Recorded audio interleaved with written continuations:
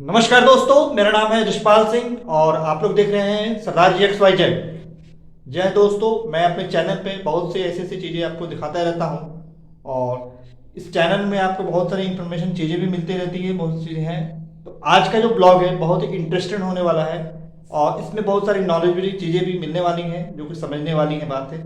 तो तब तक आप लोग हमारे ब्लॉग के साथ बने रहिए।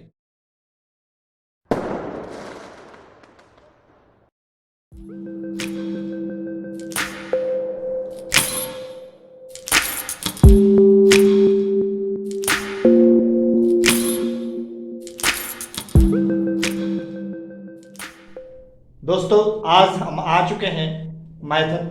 मैथन में एक मैथन सिविल सर्विस इंस्टीट्यूट है। उनके जो डायरेक्टर साहब है हमारे साथ में मौजूद है, मैं उनसे भी आपको मुलाकात कराऊंगा और आपको बहुत ही इसमें इंफॉर्मेशन मैंने इंफॉर्मेशन मिलेगी। ठीक है, तो हम लोग जो रक्तदान जो करते हैं, रक्तदान क्यों करना चाहिए, आज हम लोग आसिम झा सर से एक बार हम लोग बातचीत करेंगे। तो चलिए हम लोग आसिम झा से बातचीत करते हैं। दोस्तों, आज हम बहुत ही कि महत्वपूर्ण जानकारी के लिए यहाँ पर हम लोग आए हुए हैं आसिम झा सर के पास में, जो कि माइथन सिविल सर्विस इंस्टीट्यूट के डायरेक्टर भी हैं। तो चलिए हम लोग रक्तदान को क्यों करना चाहिए, किस लिए करना चाहिए, आसिम झा सर से हम लोग आज बातचीत करते हैं। सर, सबसे पहले बहुत बहुत स्वागत है हमारे सरदार जी एक्स वाई जेड पर, हमारे चैनल पर। तो सर बताइए कि हम लोग को रक्तदान क्यों करना चाहिए, उसके बारे में थोड़ा सा हम लोग को और हमारे व्यूअर को इसके बारे में जानकारी दीजिए। बहुत बहुत धन्यवाद जसपाल जी।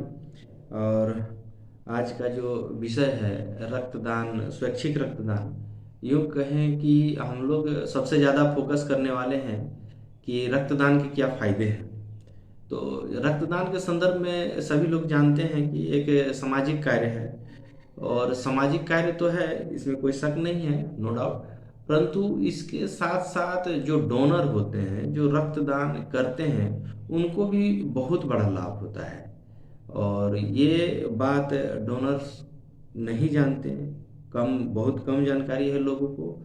इस कारण आज ब्लड डोनेशन के लिए लोग सामने निकल कर नहीं आते हैं, या तो आते हैं बहुत कम मात्रा में आते हैं। जैसे कि अभी हाल के डाटा को अगर देखा जाए तो प्रत्येक साल 1 करोड़ 30 लाख यूनिट ब्लड की आवश्यकता भारत में पड़ती है। चाहे वो लोग दुर्घटना के शिकार हों या किसी अन्य बीमारी के शिकार हों, उनके इलाज में 1 करोड़ 30 लाख यूनिट ब्लड की आवश्यकता पर ईयर पड़ता है भारत को। लेकिन अगर बात किया जाए कि कितना ब्लड जुट पाता है, तो ब्लड जुटने की बात करें तो मात्र 90 लाख यूनिट ब्लड ही साल में जुट पाता है। तो ये एक क्राइसिस है। वहीं अगर आप देखिएगा विश्व की जो हम लोग का जनसंख्या की दृष्टि से विश्व का सेकंड लार्जेस्ट पॉपुलेशन वाला कंट्री है। इतने बड़े जनसंख्या वाले देश में तो ये कमी नहीं होनी चाहिए किसी रूप में।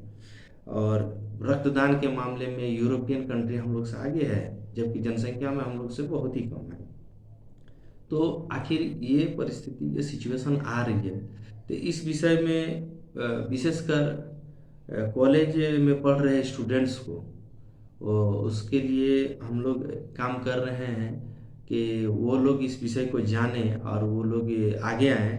इसमें बिहार के रेड रिबन क्लब है और एड्स नियंत्रण समिति है, उनसे भी जुड़ा हुआ हूँ मैं, और कई सारे कार्य लोगों को मोटिवेट करने के लिए किया हूँ। और आज मौका मिला है कि रक्तदान से फायदे जो होने वाले हैं डोनर को, उसके संबंध में कुछ चर्चा करें। तो भाई सबसे पहला जो प्रश्न उठता है कि रक्तदान हम लोग करते हैं, तो रक्तदान करते हैं तो उससे वो रक्त कहाँ जाता है। ठीक है, लोग इस दुविधा में रहते हैं कि भाई हमने तो रक्तदान कर लिया, उसके बाद क्या है।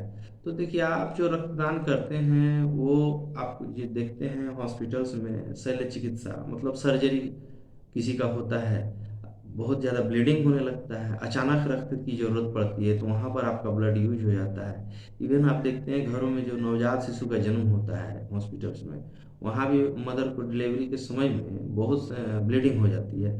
तो उस समय भी ये आपके द्वारा दान किया गया रक्त काम आ जाता है। और कुछ अन्य बीमारियां हैं जो कि ब्लड ट्रांसफ्यूजन पे ही उसके मरीज जीवित रहते हैं, उन उसका और कोई विकल्प नहीं है। तो जैसे कि वो सब बीमारियां भी आपके दिया गया रक्त और किया गया रक्तदान से उनको जीवन दान मिलता है। तो ये सब बातें तो हुई कि आपका रक्तदान जो आप करते हैं, आपका रक्त कहाँ जाता है, किसको यूज़फुल है। परंतु बात ये नहीं है, बात ये है कि हम लोग जो उसका सेकंड डायमेंशन है, ये तो एक डायमेंशन हुआ, पहला डायमेंशन। दूसरा डायमेंशन है कि हम रक्तदान करें तो मुझे क्या फ़ायदा। हर व्यक्ति आज के समाज में इस बात को सोचता है कि मैं कोई भी काम करूं तो मुझे क्या फ़ायदा होगा। स्वाभाविक बात है, हर किसी के दिमाग में आता है। तो मैं उसी चीज़ का आज जिक्र करना चाहता हूँ कि भाई आपको क्या फ़ायदा होने वाला है। तो जैसे कि एक तो आप रक्तदान करने जाते हैं तो वहाँ पर सबसे पहले आपकी ब्लड की टेस्ट हो जाती है, आपको ब्लड ग्रुप पता चल जाता है, या कोई संक्रामक बीमारी है तो वो पता चल जाता है। तो वो एक जो है कि आप नियमित रूप से अगर ब्लड देते हैं हर 3 माह के अंतराल पर, 4 माह के अंतराल पर, 5 माह के अंतराल पे, तो नियमित रूप से आपका ब्लड टेस्ट होते जाता है और ब्लड संबंधी कमियां या अन्य बीमारियों के बारे में जानकारी आपको उस समय मिल जाता है और समय रहते आप अपना इलाज करा सकते हैं। ये तो एक बात हुई।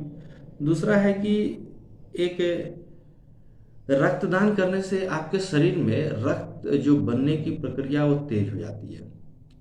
भाई आप रक्तदान किए, ओल्ड ब्लड सेल से आपका बॉडी से निकल गया, न्यू ब्लड सेल से बनना शुरू हुआ, तो ये क्या हो, जो मेटाबॉलिज्म का एक प्रोसेस होता है हम लोग के बॉडी में, वो फास्ट हो जाता है ब्लड के संदर्भ में, तो रक्त बनने की प्रक्रिया तेज हो जाती है। दूसरा एक चीज़ है कि भाई रक्तदान हम करते हैं तो कोलेस्ट्रॉल की मात्रा भी नियंत्रित होती है बॉडी में। देखते हैं कोलेस्ट्रॉल की समस्या बहुतों को, तो ये नहीं कि मात्र रक्तदान करने से ही आपका कोलेस्ट्रॉल कम होगा, लेकिन एक कारण ये भी बन सकता है, अगर रक्तदान कीजिएगा तो कोलेस्ट्रॉल की मात्रा जो है नियंत्रित रहेगी। ठीक है। दूसरी बात ये है कि हम लोग देखते हैं हार्ट अटैक की संभावना भी इससे कम हो जाती है।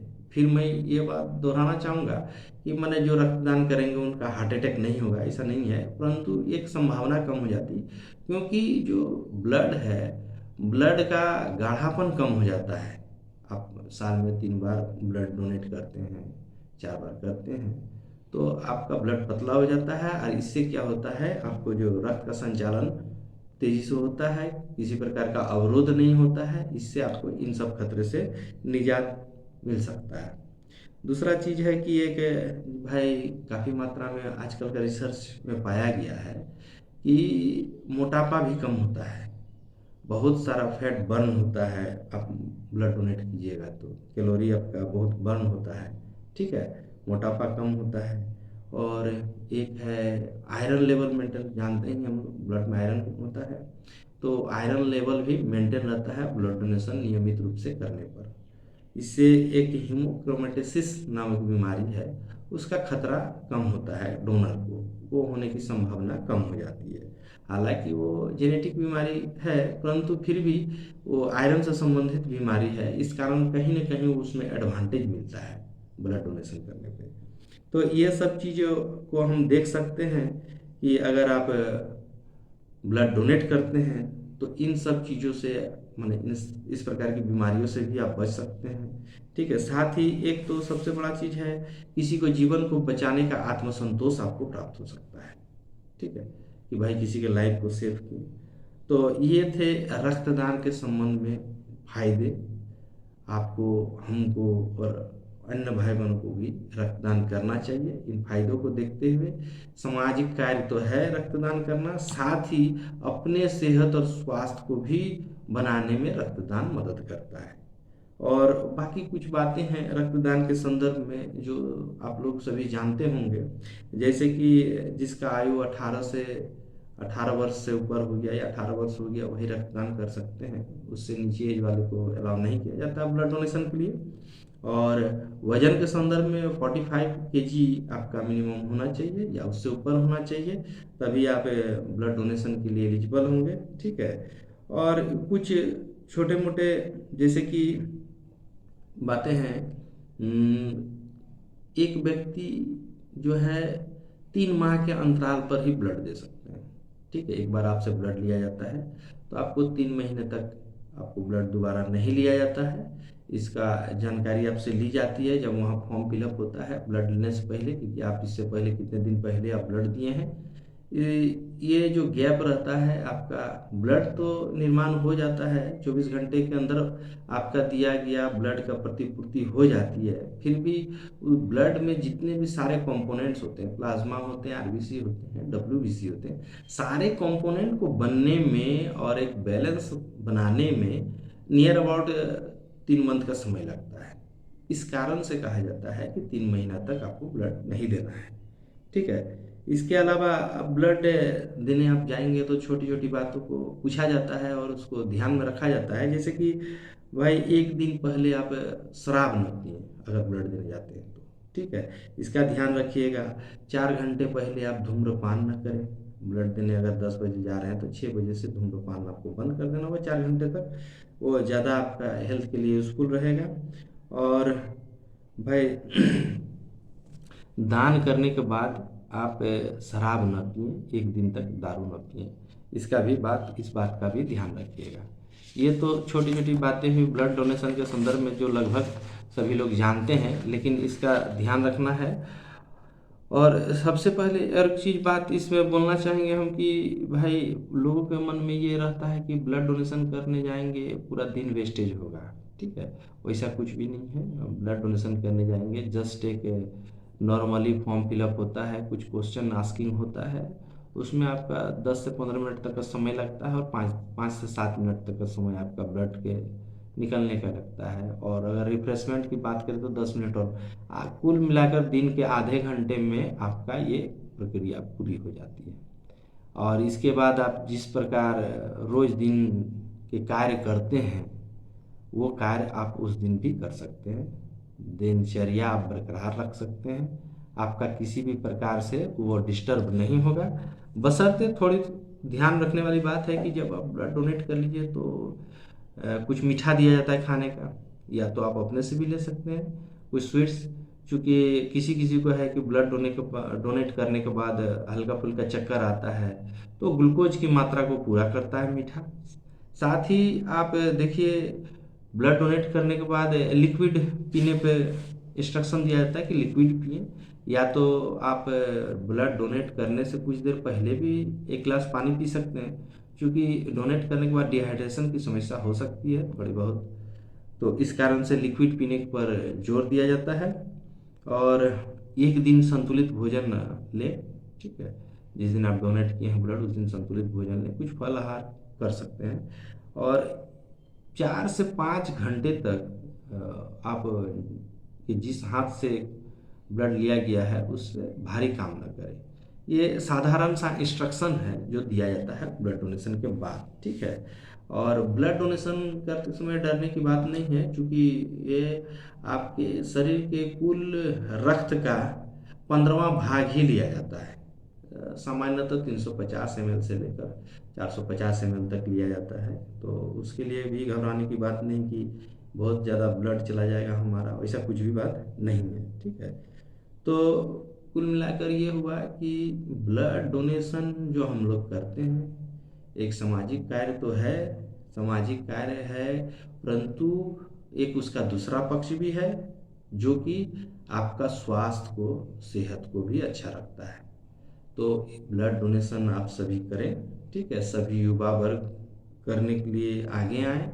और हमारे देश में जो खून की कमी है, इमरजेंसीज में नहीं मिल पाता है, और उसको प्रतिपूर्ति में, आपूर्ति में सहयोग दीजिए।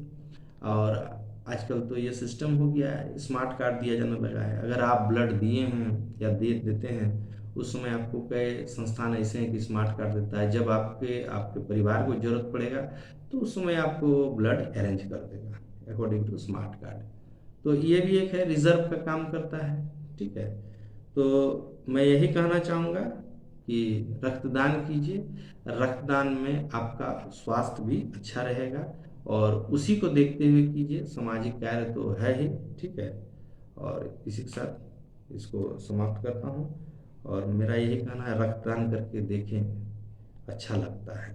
बहुत बहुत धन्यवाद आसिम सर जी, जो कि आपने रक्तदान के बारे में इतनी बड़ी इंफॉर्मेशन दी कि आई होप कि हमारे व्यूवर को भी समझ में आ जाएगा।